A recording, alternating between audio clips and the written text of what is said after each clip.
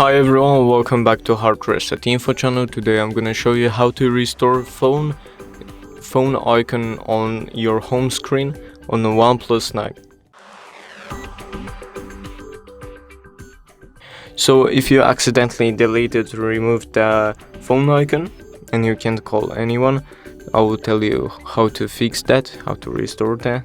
So all you need to do, just press your finger at the bottom of the screen, then go up a bit, and you will see the all apps menu.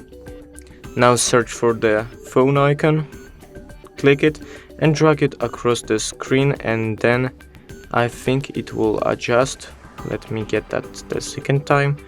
Take it, and all you need to do, just place it somewhere in there, and that's basically it for the video, guys. I hope you guys enjoyed this video. Leave a like and subscribe, and see you guys in the next one.